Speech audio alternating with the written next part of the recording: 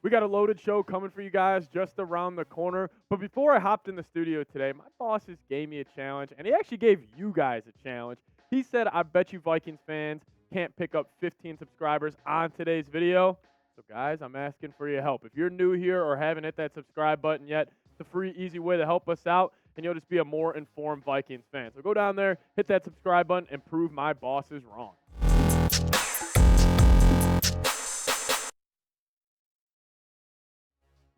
Coming up on today's edition of Vikings Now, we're going to be talking about the Danielle Hunter extension and if it could be possibly coming. Darren Wolfson had an interesting quote on that. Then we're also going to be talking about Josh Metellus. Could a breakout season be happening for himself? The Athletic named him as one of the breakout candidates in the upcoming NFL season. And then we're going to be talking about the Netflix documentary. So stay tuned to the end of today's show because I got a lot of interesting thoughts on obviously our man, Kirk Cousins. Because I'm fired up, and this whole documentary has kind of changed my tune on the way I kind of look at Kirk Cousins. My name is Patrick Seatman, and let's hop into today's show, starting off with number 99, Danielle Hunter, as Darren Wolfson came out and said that he expects contract talks to ramp up next week. Obviously, Vikings training camp happening at the later half of July, or the last week of July. So I would assume that contract talks would also be ramping up as well, and I sure hope they are because this guy's an absolute dog, and the Vikings really do need his production. Danielle Hunter obviously dealt with injuries in that 2020 and 2021 season where he had the neck injury and then the torn pectoral muscle that kept him out for the majority of that 2021 campaign. But back in 2019, man, he was special. And 2018, matter of fact. 2018 not listed here, but he did have 14 and a half sacks as well as in 2019 where he had 70 tackles and 14 TFLs. And then last year, Danielle, he started off slow. I think the adjustment from a 4-3 to a 3-4 really kind of, stunted his production a little bit. But in the later half of last season, he was great, and he put up 10 and a half sacks at the end of it. It's funny to see 3 pass breakups for Danielle Hunter just because Ed Donatel kept dropping him in the coverage, which just absolutely pissed me off. But I will make this note. Right now, Danielle Hunter is set to make $4.5 million next year. He's just not going to play for that, and I wouldn't expect him to as well. Like, Danielle Hunter, he deserves a lot more than $4.5 a year. I think he's a top 10 edge in the league right now, and top 10 edges don't get paid $4.5 million. And right now, where the Vikings land with cap space, they got $19.1 million to spend. I understand you're probably going to want to extend Jefferson, at least I hope, this summer. Still no deal on that, which is just shocking enough.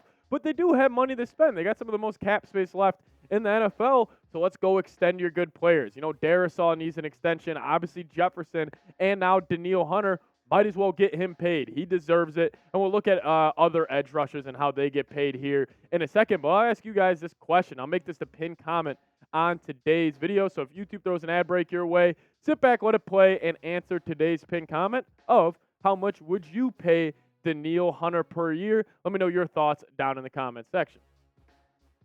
Overall, I think Danielle Hunter is probably going to want to get paid around this target number right here. Maybe that $23 million per range. But overall, the highest paid edges in the NFL, TJ Watt gets that top kind of number with $28 million per year, which is a ridiculous amount. It's so funny how edges just all of a sudden have really just kind of turned into one of the highest paid positions in the league. And then obviously Joey Bosa follows that up with 27. Myles Garrett, 25. But I do think that's a cutoff. I don't think Hunter gets anywhere close to 25. I would assume he's in that $21, $22 million range, maybe a little less.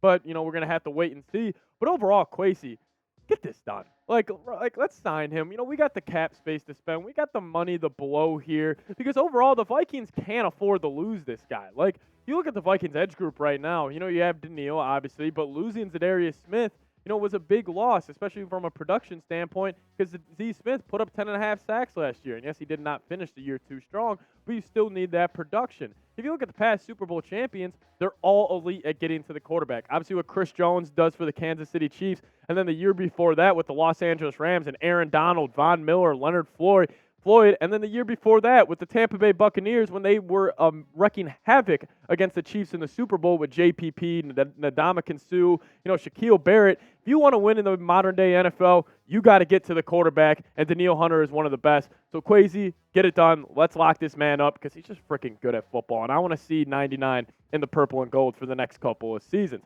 But now let's shift to Josh Metellus as the Athletic listed Josh Metellus as a breakout candidate for the Minnesota Vikings in the 2023 season.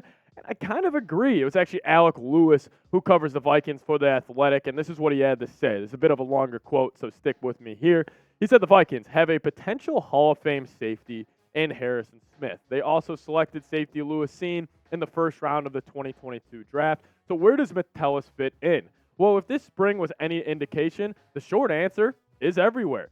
Think broadly about past New England Patriots defenses and how Bill Belichick and disciple Brian Flores used defensive backs. Patrick Chung played a quasi linebacker spot. He blitzed when needed. He manned the middle of the field. He played pivotal roles in the team's dime packages. Metellus seems destined for that role in Flores' Vikings defense. He has the size at 5'11" and 207 pounds. He also has the acumen.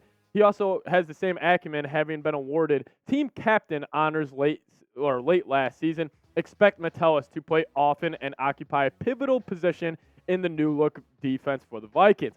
That quote just fired me up because I completely agree. I mean, we know what Bill Belichick did there with New England and how versatile, or how just in many different ways he used his safeties, corners. He had them flying all around the field. You know, he would have his safeties in the box, dropping deep coverage, whatever it may be. And obviously Brian Flores, being a Bill Belichick disciple, he's probably going to anticipate to use the safeties the same way. But obviously Metellus last year, he wasn't in the rotation, but he still put up good production. And how does he fit in with the current safety unit with the Vikes?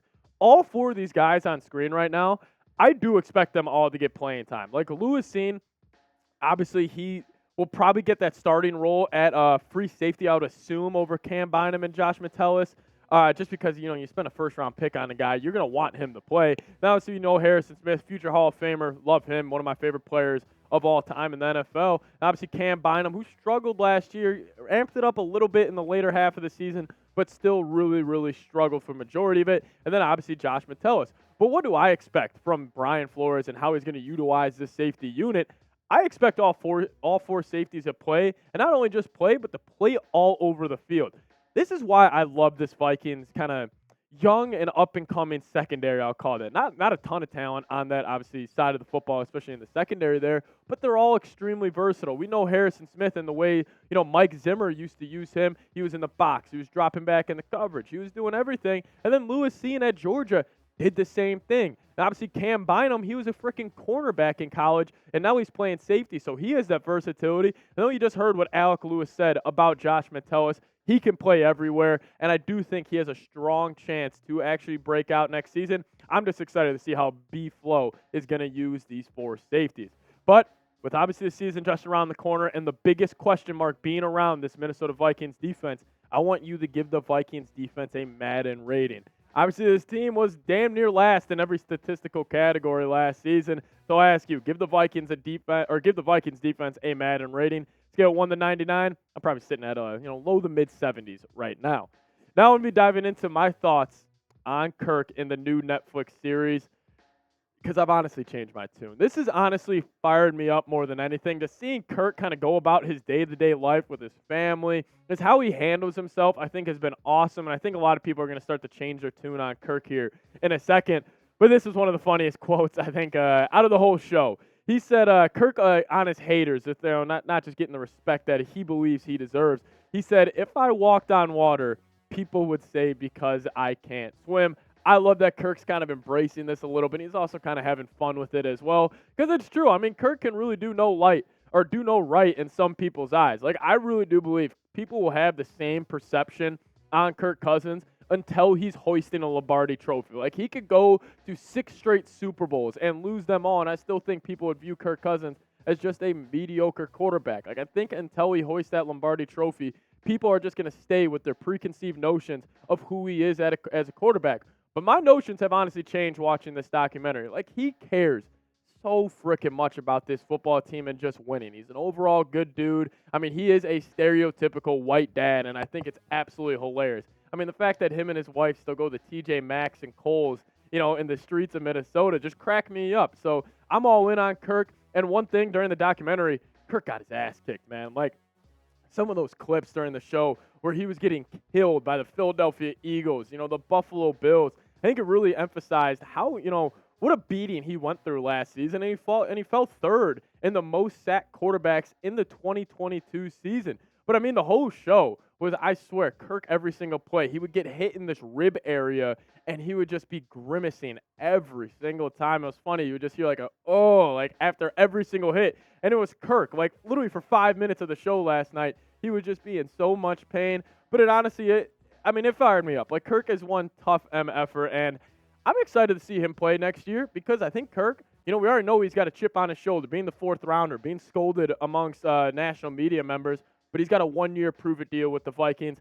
First time in his career, he has the same offensive play caller. Obviously, now with being head coach Kevin O'Connell, I expect big things from Kirk this year. I think we're going to see probably his best statistical season of his NFL career, and we obviously know he's put up great numbers. It just obviously comes down to winning. But with Jordan Addison, Hawk, Jefferson, just being in year 2 of this offense, I think Kirk's going to be special, and I want to show some love to him right now.